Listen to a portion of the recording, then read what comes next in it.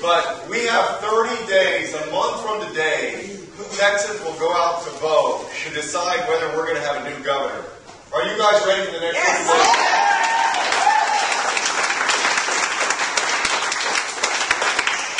I think everybody's here this morning because they believe in Bill White, because they believe that we have an incredible candidate, the best Democratic gubernatorial candidate to come around in a very long time. And we have a real chance of winning, even in a year that looks difficult for us, to be quite honest. But we have a very good chance of winning this thing.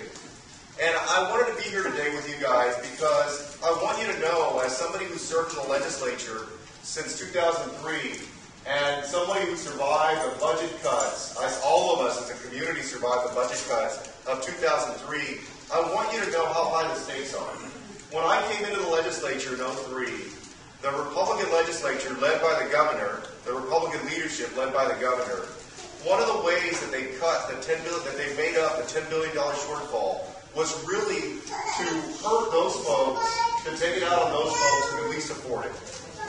You remember, in 1999, we had built up the CHIP rolls. We had started building up the CHIP program and had put hundreds of thousands of families on the CHIP program.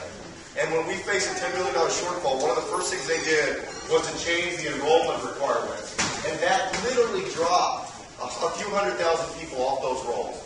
Now, that's in a state where we already have 25% of people, including 25% of kids, that have no health insurance.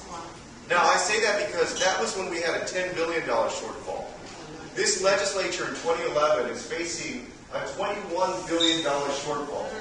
So I want you guys to imagine, if we re-elect this guy who was willing to do that to Texas families, who's created the biggest budget shortfall we've ever had, who's left us at about 47th to 48th in education, who's created basically a bipolar state. Can you imagine what he's going to do with a $21 million shortfall and what they're going to do with that?